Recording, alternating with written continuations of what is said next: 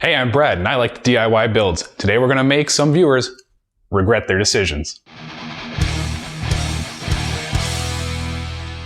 You look like a mix between Elon Musk and David Larrett, world's best arm wrestler. Well, I have no idea who the arm wrestling guy is, so let's take a look. And Elon?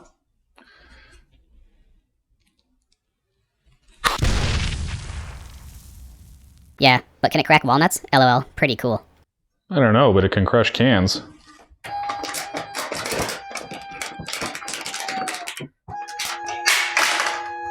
Blat. Great short video. Thank you for continuing to create content. Question regarding the CNC. Do you program what it will carve in any particular sequence, or does the program choose what path to take?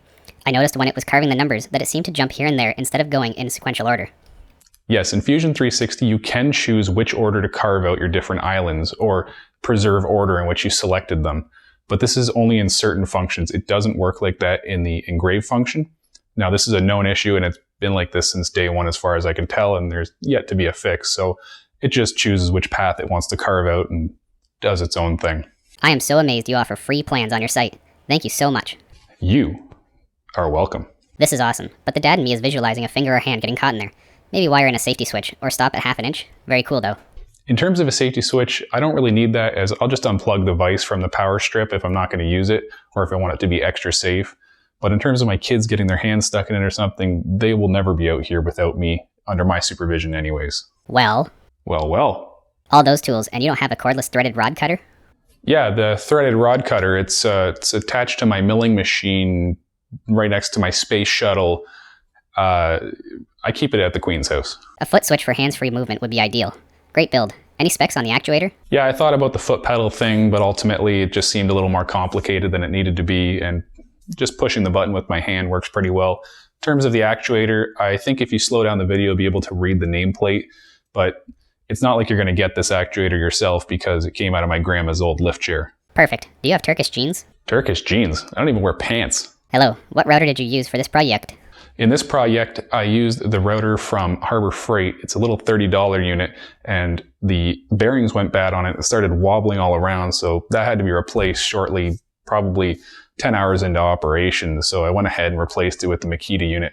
So happy I did. That thing goes up to 20,000 RPM. It's awesome for 120 bucks. The only even remotely negative thing I can say is the switch position might get blocked by material that sticks out the left side of the vise. It might be better to mount it around the corner on the right. Yeah, I don't know. I don't see it as an issue. Halfway through the video, I lost the remaining will to live. I'm glad I could be of service.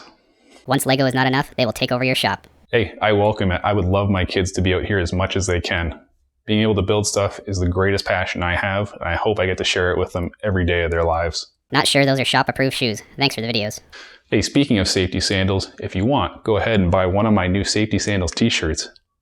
I watched until the first F-bomb, about 5 minutes in, then stopped. Why do people feel the need to talk like that? Yeah, the reason people swear is because we're adults and we can handle things like words. Can't beat Craggle for Lego. The most powerful weapon of all the relics. The Craggle! Where did you get those clamps from?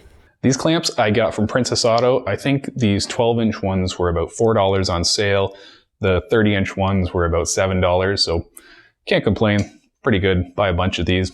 You're set. Still no zero clearance insert in your latest videos. Shame. Shame. Must be the Queen over here, because I'm getting shamed. Shame. Shame. Shame. How many records will your stand hold? The stand should hold about 300 records. What's a vinyl record? It's like this big. You use it for a frisbee or something. Nice. I've just built the stand. Now I need to get 10 guitars. A guitar rack? You built a guitar rack? You don't even own a guitar, let alone necessity enough for an entire rack. What are you gonna do with a guitar rack? Are you mental?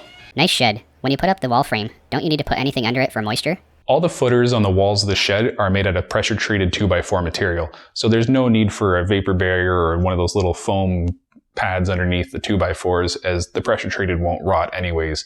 And as it is, I've never seen any moisture inside the shed on the concrete pad as is. I like turtles.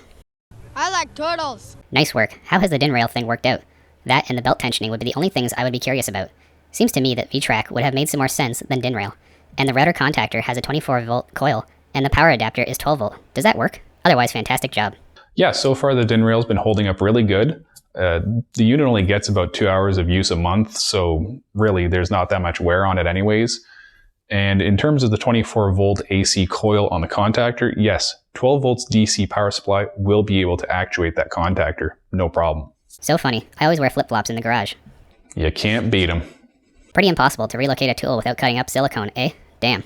As it is, I have yet to move a single tool in here, so the fact that I connected the joints permanently together is not a bother to me because I don't see anything moving in here anytime soon anyways.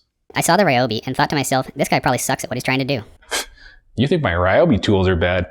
I have Mastercraft tools. And if you think those are bad, I had the knockoff brand of Mastercraft, JobMate. They don't even exist anymore. Your garage door. Yeah, my garage door is made of wood and it's been growing mushrooms for 3 years, so I mean, it's due to be replaced any day now, so I had no qualms about spray painting it or whatever. You lost me at 50 seconds. Like 99% of people, I don't have a CNC machine. I've said it once and I'll say it again. I built the CNC machine. It's homemade, it's cheap, easy to make. There's free plans. The fact that you make this comment at all to me says that you just want to be heard and not give forth any effort. You want an easy way out, and that's your way to do so for not actually trying. No regard for safety. No regard for safety. Not me. Not even a little. Cool that you took this project on, but when you use 2-inch screws to hold your 3/4 legs to 3/4 frame rails, you lost me. So many noob techniques and practices that are really not the best way to do what you're doing. If you're going to build something so useful and handy, build it right. Especially as an instructional video. America does not need more mediocre.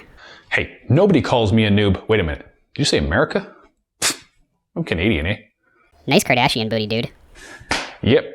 And it's all real. Very cool. Thanks for sharing. Question. Why not use more traditional vice thread like Square or Acme? The cost factor? Just curious. The 1-inch threaded rod is really easy to come by. It's really cheap, $30 for a 6-foot section, which is all I needed for this, and some coupler nuts. It's not too bad. The Acme thread or something like that definitely would have been way higher price, and I'm not even sure where I would have gotten it. Without words, great. Pretty sure that's a word there, Sherlock. Funny thing is, you don't even need a jointer in the woodshop. Get a flush trim bit and a straight edge, then make a sled for the planer, and use some shims to take the wobble out of the board to get a flat surface. Jointers are just for people who either have extra money to burn or feel they need the extra speed of it ready to go immediately. Funny thing is, you don't need any tools. You could sharpen a rock and use that. Table saw, hand saw, they're all overrated. Just use rocks. What's the chances doing this all with 32.99 jigsaw from eBay? Could it be done? You have no chance. Only I would be able to perform such a task. How well are the 90-degree bends working? Also the 4-inch pipe doing okay too? With the 4-inch combined with the 90s, some people will make comments. Lastly, I hear problems with static electricity with plastic pipe. Do you see any issues? I'm planning to use 4-inch and just looking to avoid issues if I can. Thanks. Yeah, my dust collection system seems plenty powerful enough. It's got those hard 90s on the T's and the elbows. The 4-inch pipe seems like it's doing a good job sucking up a lot of the dust. And in terms of static, like I've said before, there is no static buildup. It's a double insulated pipe, so there's no risk of anything there. If you want, you can ground the whole thing. It doesn't hurt. Do what you want. Can I use a 10-inch benchtop table saw from Harbor Freight Tools to do this? Sure, you can use a tool from Harbor Freight. Why not? You can go ahead and chew through the thing like a beaver for all I care. Great build, but you have no idea of how to use a table saw safely. No wonder 4,000 plus sets of fingers get removed in the US every year. They put guards and knives on saws for a reason, and you should never straddle a blade. You're going to lose your fingers or get run through eventually. No, I wouldn't straddle the blade either. Sounds really risky. But I'm Canadian, so my US digits are safe for now. I have the perfect place to build this, thanks. Does it have to be cedar? No, it doesn't have to be cedar at all. I just felt that cedar would look nice and it's naturally rot resistant, so it's a perfect choice for outdoor furniture. Can you make one and export it over to Pakistan? How much will it cost with shipment charges? Sure, no problem. That'll be $1 million. Plus tax. Won't the roof leak without tar paper under the shingles? And won't wind go straight through without plastic under the siding? No, absolutely not. Shingles are what repels the water and sheds the water off the roof. The tar paper is just like an insurance policy in case one of the shingles fails. In terms of the Tyvek weather sheathing on the outside or whatever, that's totally unnecessary for this shed, as the shed is fully vented. It's not climate controlled. We want the air to be passing through there all the time. I didn't find plans for this project in your website. You're just going to have to look harder now, aren't you? I like these videos and what can be achieved. However, as a retired health and safety professional, I am appalled at the cavalier attitude to safety displayed. Where are the saw guards, and wearing flip-flops while working? It all beggars belief. It seems endemic in all these woodworking videos. Get real, guys. Don't tell people you're professional health and safety. It's just like admitting you have no credentials. Dang, dude, I love the content. Why don't you have 1 million subscribers yet? My longtime viewers will know that I've never asked for subs, likes, notification bell ringing, or becoming a patron. That stuff's all there and you know it. I've never asked for it because I find it kind of annoying when people do that kind of thing. But what I will ask you for now as we end this episode, can you pick your favorite video of mine and share it on Facebook, Twitter, whatever social media you have? Maybe that'll help things out. Or not. I'm not your boss. See you next time.